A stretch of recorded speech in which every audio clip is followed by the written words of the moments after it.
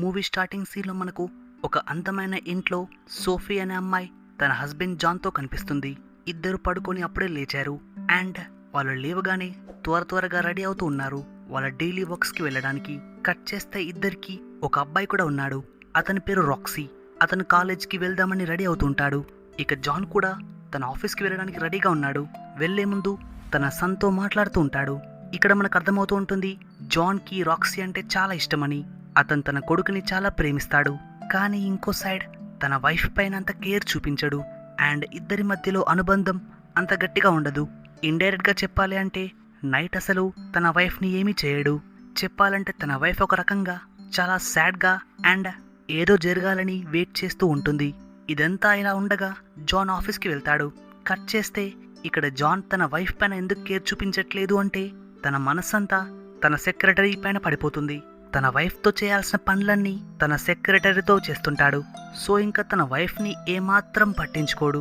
ఇక కట్ చేస్తే మూవీ ఇంకో సీన్లోకి వెళ్తాం. ఇక్కడ మనకి ఒక యంగ్ అండ్ డైనమిక్ అబ్బాయి కనిపిస్తాడు.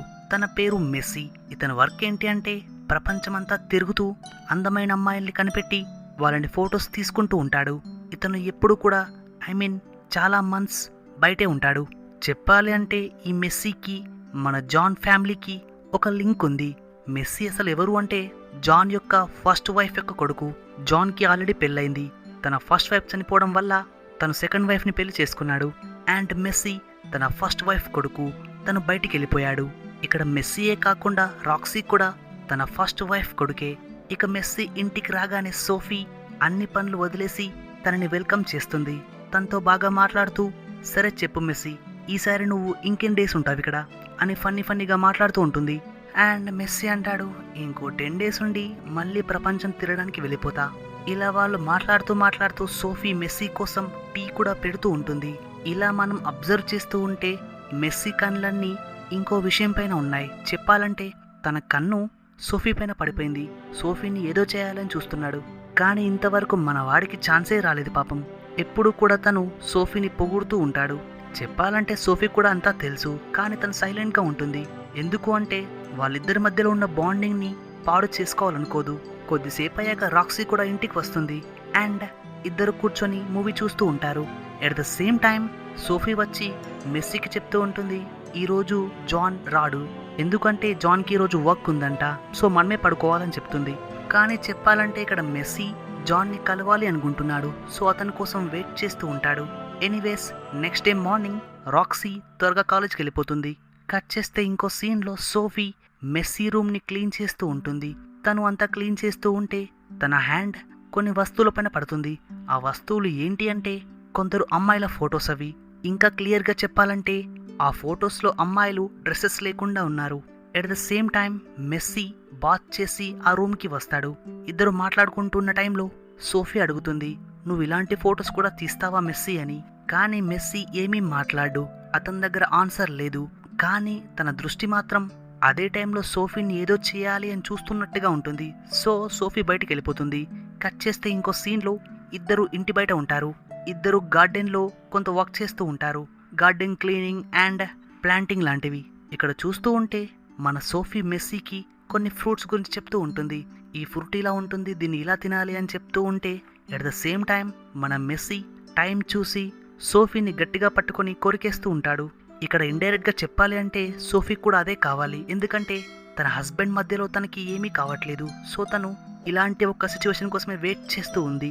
ఇక కట్ చేస్తే అంతా జరిగిపోతుంది. ఇంకో సీన్లో రాక్సీ కాలేజ్ నుంచి త్వరగా ఇంటికి వచ్చేస్తుంది. తను దూరంగా చూస్తే ఇంకో సైడ్ ఇద్దరు వాళ్ళ పని చేసుకొని బట్టలు వేసుకుంటూ ఉంటారు. ఇదంతా రాక్సీ చూస్తుంది. తను వెంటనే కిందికి వచ్చి తన అన్నయ్యని తిడుతూ ఉంటుంది. నువ్వు మంచివాడే కాదు అది ఇదని తిడుతూ ఉంటుంది. కానీ ఇక్కడ మెస్సీ తనని కన్విన్స్ చేయడం కోసం ఇద్దరం సన్బాత్ చేస్తున్నామని చెప్తాడు. ముందుగా రాక్సీ నమ్మదు. కానీ మెస్సీ పదే చెప్తుంటే ఇక రాక్సీ నమ్ముతుంది. ఇక సీన్ కట్ చేస్తే ఇంకో సీన్లో మెస్సీ అండ్ సోఫీ అలా నడుచుకుంటూ కారులోకి వస్తారు అండ్ అక్కడ కూడా ఏదో చేసుకుంటారు. ఇక కట్ చేస్తే ఇంకో సీన్లో నైట్ అవుతుంది అండ్ జాన్ ఇంటికి వస్తాడు. At the same time messy and Sophie వస్తుంది ఇంటికి.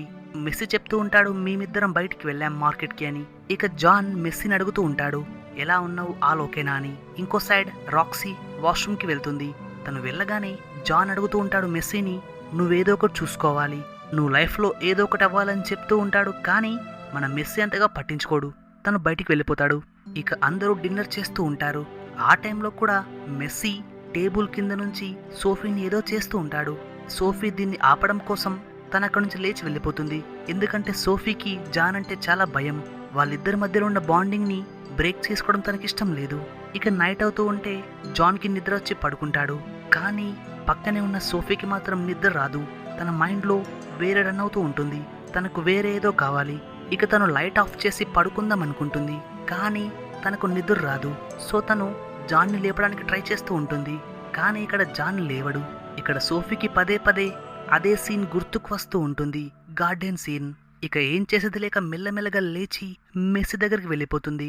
అండ్ అక్కడికి వెళ్ళి తన నోరు మూసి ఇక మనం స్టార్ట్ చేద్దామా అంటుంది.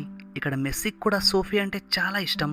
సో తిను అన్న ఒక్క మాటకి తను నో చెప్పక తన బెడ్షీట్ని సోఫీ పైన వేసేసి ఇక కట్ చేస్తే నెక్స్ట్ డే మార్నింగ్ సోఫీ లేస్తుంది.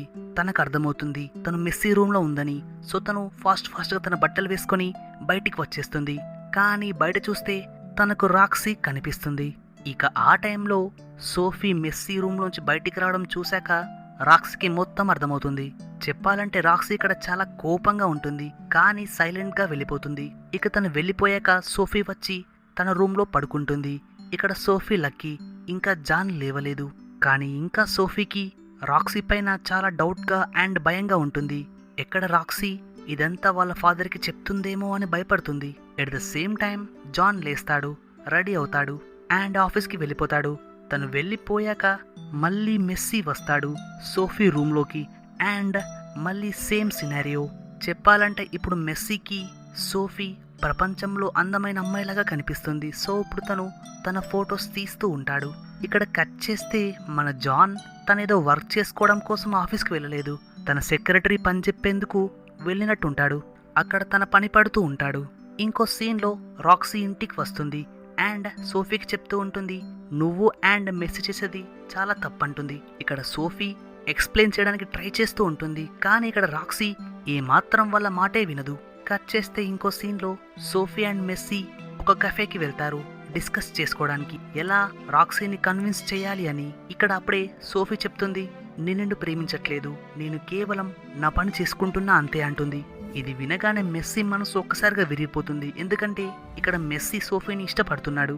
అప్పుడే సోఫీ అంటుంది, నా ఫస్ట్ హస్బెండ్ చనిపోయాక జాన్ నాకు హెల్ప్ చేశాడు, తన కోసం ఏమైనా చేస్తా అంటుంది.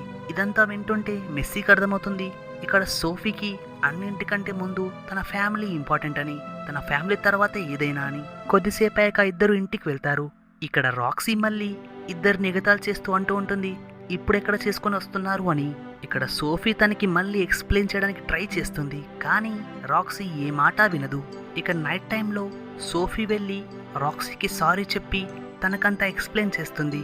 వాళ్ళ ఫాదర్ తనని ఏమాత్రం సంతోష పెట్టట్లేదు, ఈవెన్ ట్రై కూడా చేయట్లేదు. సో తనకు అంతా ఎక్స్ప్లెయిన్ చేశాక ఇక రాక్సీ తనని క్షమిస్తుంది అండ్ ఇద్దరు హక్ చేసుకుంటారు. ఇంకో సీన్లో మన జాన్ మాత్రం తన సెక్రటరీతో పని చేసుకుంటూ ఉంటాడు. అప్పుడే జాన్కి మెసేజ్ వస్తుంది, తన కొడుకు వేరే ప్లేస్కి వెళ్ళిపోతున్నాడు అని. ఎందుకంటే మెస్సీ ఇంటి నుంచి బయటికి వెళ్దామని చెప్పి డిసైడ్ అయ్యాడు. అండ్ ముగ్గురు మాట్లాడుకుంటూ నవ్వుకుంటూ ఉంటారు. అప్పుడే జాన్ ఇంటికి వస్తాడు. ఇలా ముగ్గురు నవ్వుకోవడం చూసి అతనికి హ్యాపీగా అనిపిస్తుంది. సో ముందుగా రాక్సీ వెళ్తుంది, తనకు బాయ్ చెప్తాడు. తను వెళ్ళాక సోఫీ వస్తుంది. చెప్పాలంటే ఇప్పుడు కూడా మెస్సీకి సోఫీ అంటే చాలా ఇష్టం. ఇక తను వెళ్ళే టైంలో తనకు కిస్ ఇస్తాడు. కానీ అన్లక్కీగా ఇది జాన్ చూస్తాడు. తను షాక్ అవుతాడు. వెంటనే అడుగుతాడు, నువ్వు కిస్ ఎందుకు చేసావని. మెస్సీ చెప్తాడు, ఎందుకంటే నువ్వేం చెయ్యవు కాబట్టి అని. ఇది వినగానే జాన్ షాక్లో ఉంటాడు. మెస్సీ వెళ్ళిపోతాడు. ఇంకా కట్ చేస్తే వేరే సీన్లో సోఫీ బయటికి వెళ్తూ ఉంటుంది. కానీ అప్పుడే వాళ్ళ పేరెంట్స్ ఇంటికి వస్తారు. సోఫియా వాళ్ళని పిలిచింది, ఎందుకంటే తను బయటికి వెళ్ళాక వాళ్ళ పేరెంట్సే రాక్సీని చూసుకుంటారని. కట్ చేస్తే సోఫీ ఎక్కడికో కాదు, మెస్సీ ఉన్న ప్లేస్కే వెళ్ళింది. ఇంకో సీన్లో జాన్కి మొత్తం అంతా తెలిసిపోతుంది. ఇక్కడ మెస్సీ సోఫీకి అన్నీ ఇస్తున్నాడని తనకు అర్థమైంది. తను సోఫీని సంతోష పెట్టట్లేదని. సో తను చేసేదేం లేక అన్నిటిని యాక్సెప్ట్ చేశాడు. సో ఇంకా మూవీ ఎండింగ్ సీన్లో మనకు అర్థమవుతూ ఉంటుంది, ఇద్దరి యొక్క అనుబంధం స్టిల్ నడుస్తూ ఉందని, కొన్ని డేస్ అయ్యాక వాళ్ళు కలుస్తూ ఉంటారు అండ్ వాళ్ళ పనులు చేసుకొని వెళ్ళిపోతూ ఉంటారు. ఇక ఇదే టోన్తో ఈ మూవీ ఎండ్ అవుతూ ఉంటుంది. చెప్పాలంటే మనకు మూవీలో కొన్ని అనుకోని రిలేషన్స్ కనిపించాయి. నా ఒపీనియన్ ఏంటి అంటే ఇక్కడ ఫ్యామిలీలో ఉన్న ముగ్గురు కూడా చేసింది తప్పే. మంచి వైఫ్ ఉన్నప్పుడు సెక్రటరీ ఎందుకు?